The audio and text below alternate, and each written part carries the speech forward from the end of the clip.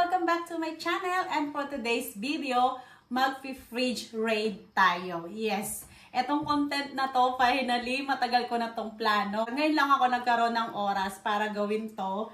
And syempre, ayan, i-reveal natin what's in my fridge. Tingnan natin kung anong laman ng nasa fridge na ito. Well, usually talaga, ito lang lagi yung laman niya kasi guys, hindi talaga ako bumibili na hindi naman namin kakailanganin o hindi namin magagamit. Kasi unang-una, hate na hate ko mag-aksaya ng mga pagkain. Diba madalas tayo, pag bumibili tayo, minsan na-expired lang siya. So pagka yung time na araw na maglilinis na ako ng fridge, ayaw ko yung may na-expired na pagkain, tas itatapon lang. So nanghihinayang ako sa ganun. So ang ginagawa ko lang talaga, kung ano lang yung basic na ginagamit namin or ginagamit sa pagluluto or snacks, yun lang yung meron kami. For example, let's say yung mga vegetables, hindi kami araw-araw bumibili. Kung kailan lang namin gagamitin, saka lang ako bibili para hindi siya malanta at masasaya. Okay, let's go! Tingnan na natin kung ano yung laman ng nasa loob.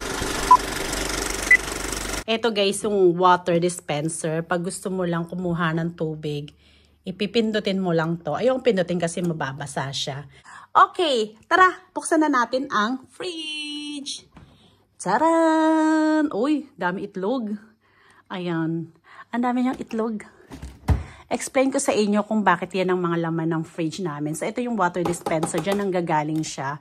And mag-start muna tayo dito sa baba. Ayan. Start muna tayo. Siyempre, meron tayong table spread. So, ano to? Margarine siya. Actually, ginagamit namin to pang bake ng mga bata. Pag nagbe-bake sila ng cakes, ayan, medyo magastos sila dito. Usually ginagamit nila to pag weekend na parang pinaka-hobby nila pag wala silang work o nasa bahay lang sila or they want something to eat na sweet. Kasi hindi talaga ako bumibili sa shop. So if they want something, they can bake. Kasi mas prepare nila yung ganon kaysa yung nabibili sa grocery. Hindi nila bet. Baka mamaya mali pa yung mabili ko, hindi nila makain. And then, ito naman is olive spread. Ano rin siya? Margarine siya. Para sa mga sandwiches, toast, ganyan. Ng bread toasted, ganyan. So, ito, madalas gumagamit ang aking asawa. Ayan. Kasi pag nagtotoast siya, ako ayoko ng butter or margarine sa ayoko ng margarine sa bread. Pag magtotoast ako, hindi. Diretso, kunyari, strawberry jam. Diretso na. Siya kasi pag nag-strawberry jam siya, or kahit na anong palaman ang nilalagay niya, lagi niya munang nilalagyan ng margarine bago yung palaman. So, trip niya yun. And then, next, ito naman, sa itaas niya, mga cheese. Pero may butter ako. Kasi itong butter, ginagamit ko sa pagluluto. Yan. Mas minsan kasi, mas gusto ko mag-butter, tas oil. Ito siya. Tapos, may cheese na normal cheese na nilalagay niya sa sandwiches ng asawa ko pag naggagawa siya ng sandwich para sa mga bata or sa sarili niya. Sila yung mahilig sa ganito. Ako hindi eh. Tapos Parmesan cheese. Marami palang klaseng cheese. Nagpunta ako ng Australia. Doon ko lang nalaman. Ang dami palang klaseng cheese. Sobrang dami. So pero iilan lang yung natitikman ko na nagugustuhan ko. Kasi yung iba parang moldy na siya. Pero hindi pa yun sira. Parang yun lang talaga yung taste niya. Nahalo ko siya usually sa mga pasta. And meron kaming, parehas siya. Parmesan cheese din siya. Akala ko mozzarella cheese. Ito yung grated na siya.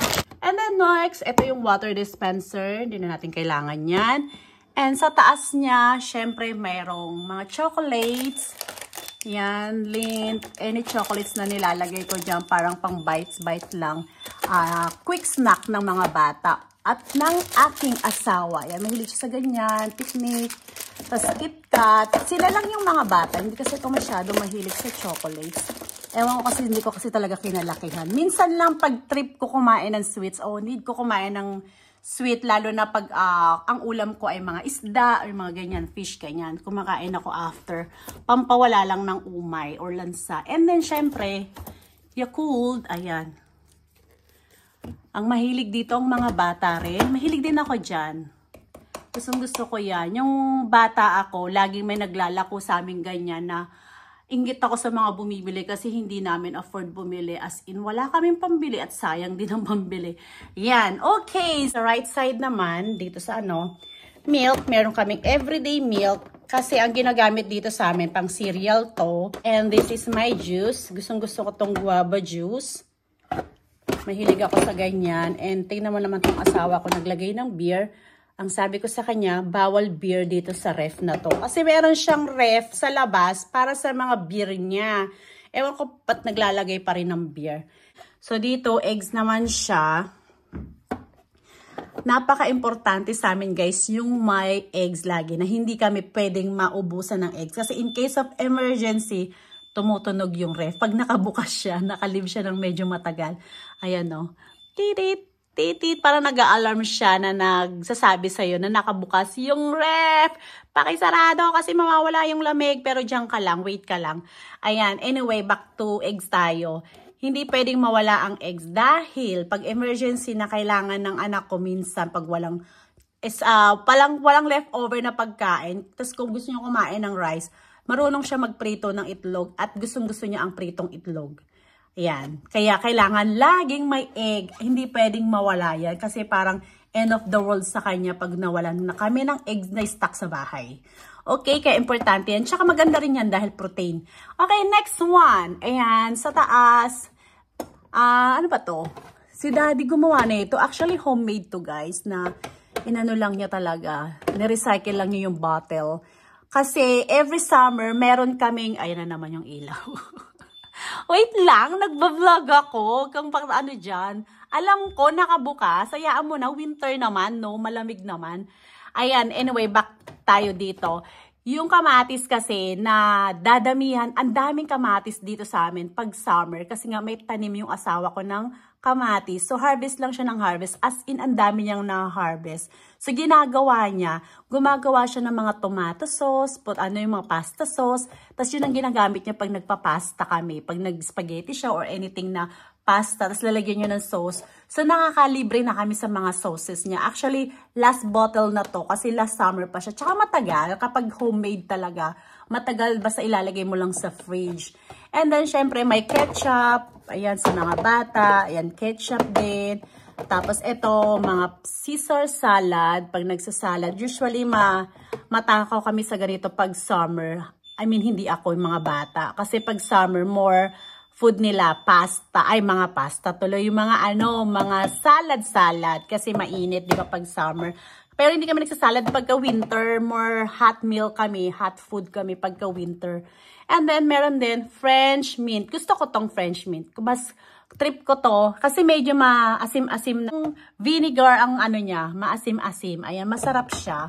Mas bet ko to. Ito naman si mga bata, mahilig sila sa ganito.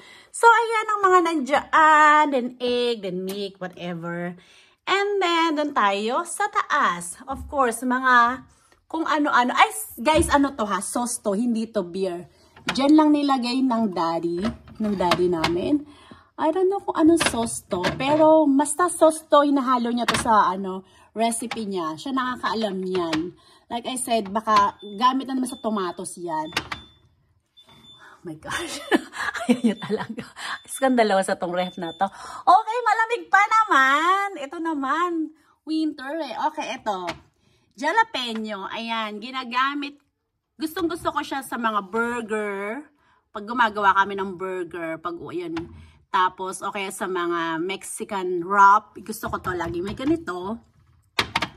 Lemongrass. Ayan, gagamitin ko to tonight. Kasi tayo, magro-roast chicken tayo. Lalagay ko doon sa palaman. Oy, bagoong. Look at the bagoong. Barrio Fiesta. Ayan, bagoong. Syempre, my favorite. Para hindi mawala ang ating pagiging Pinoy. Masarap to. Pampagana yan sa pagkain. And then, paste. Ginagamit to ni husband sa pag nagka-curry siya. Ayan, gamit niya yan. Usually kasi, di ba nagpapatay-sindi na naman siya. Sige lang, patay-sindi ka lang.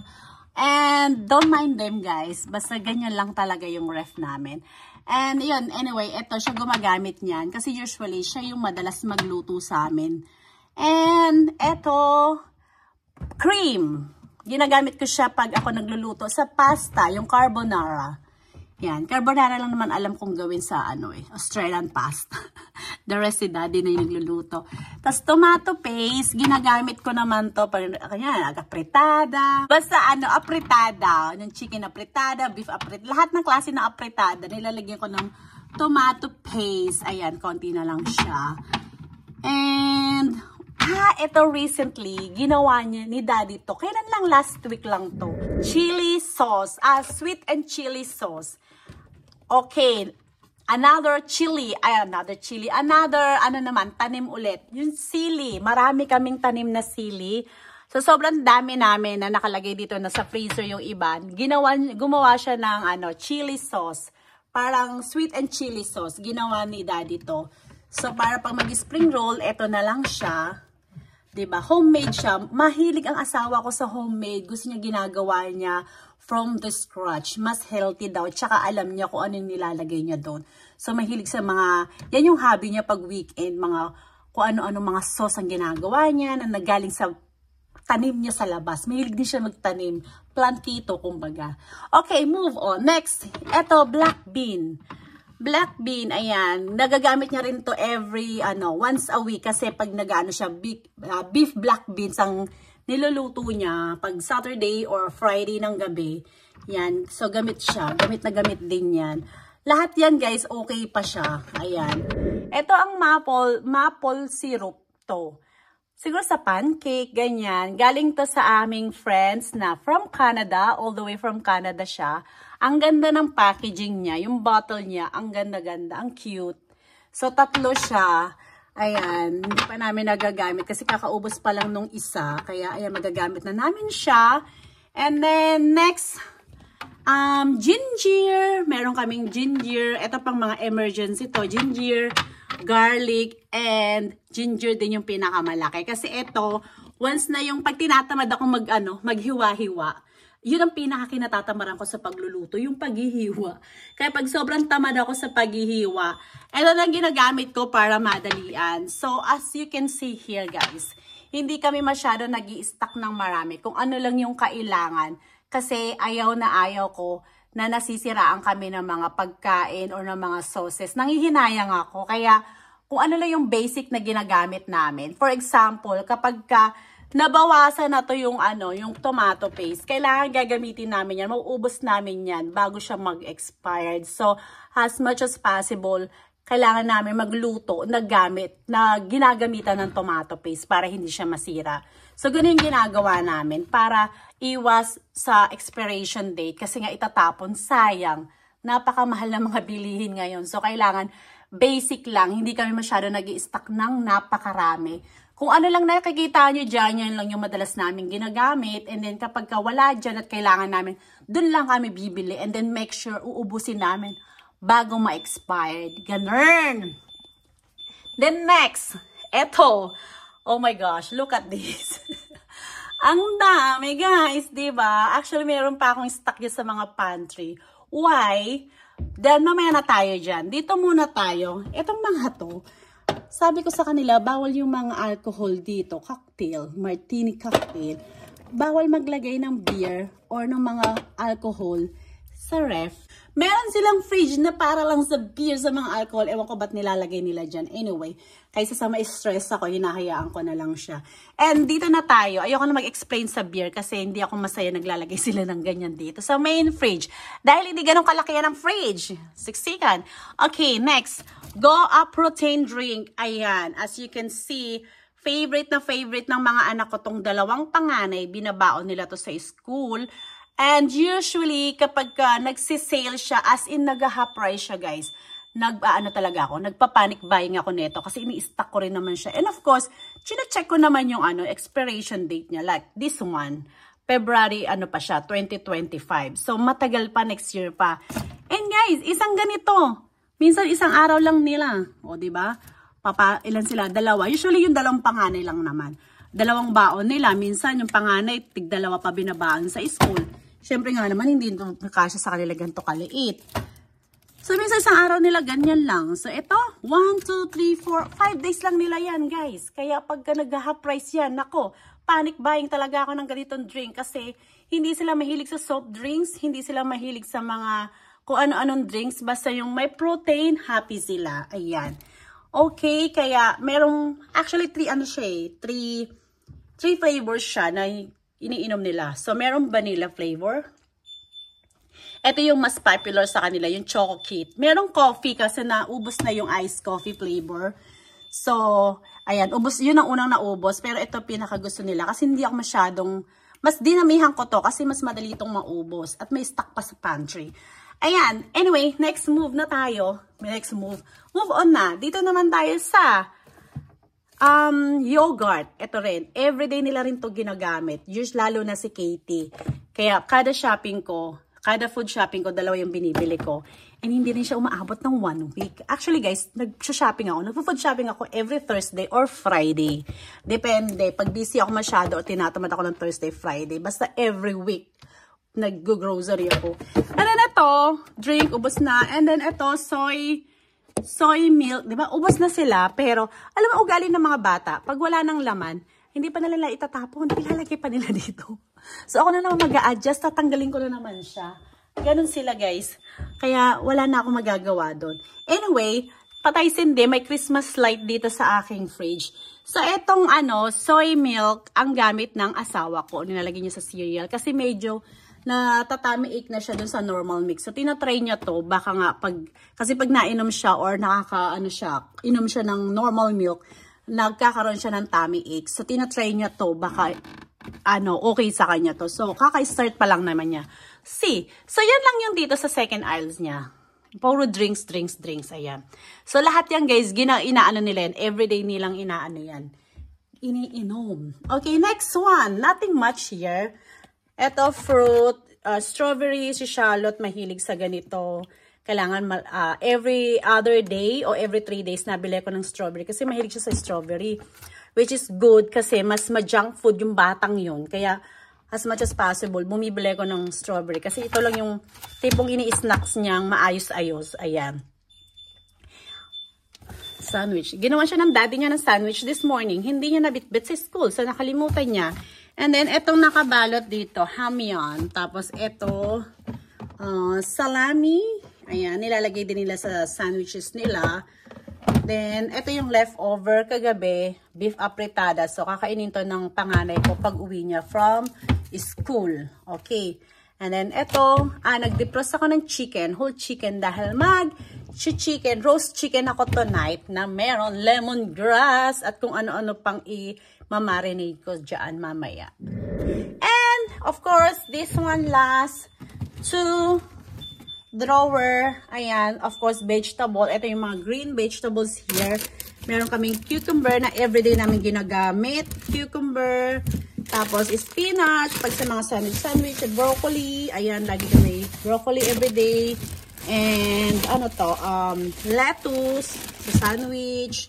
Yan lang. Hindi siya marami, guys. Kasi, as I said, ayokong nasisiraan ng pagkain. Kaya, mas okay yung ganito kaysa yung nasisiraan ka. Diba? Para hindi siya practical pag nasisiraan ka palagi ng mga gulay.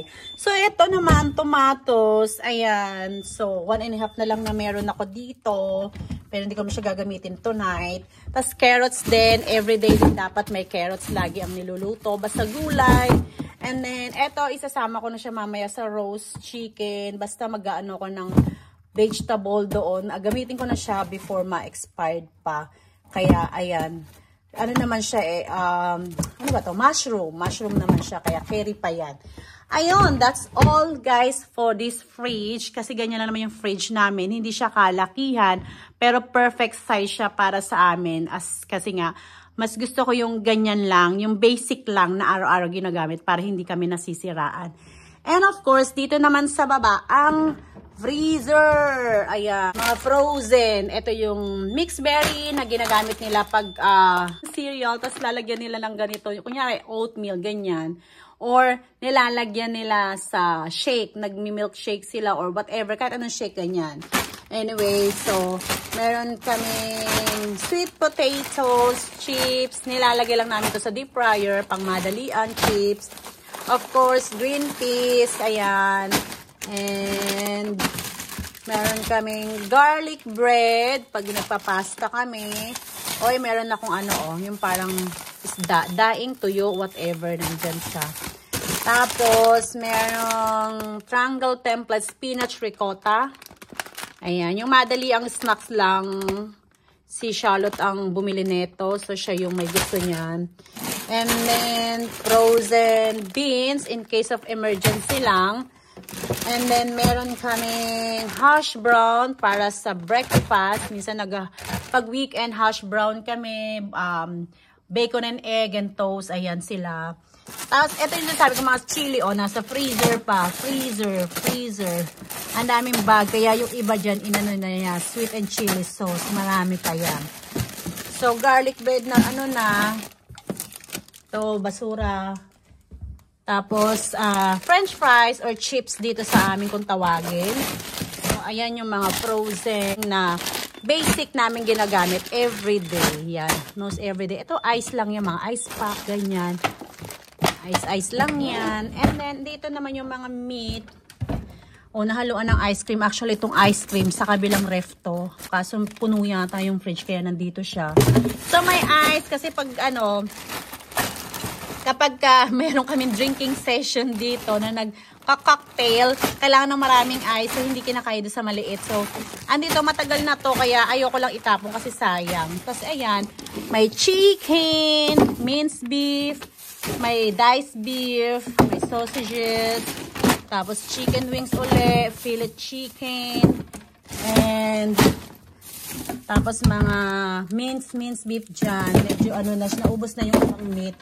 Pero matagal ang meat ha. Well, hindi ako nag-grocery ng meat today kasi yung meat namin for 2 weeks ako nabili para matagalan siya. Kasi may binibilihan talaga akong meat na mas fresh siya. Doon ako nabili.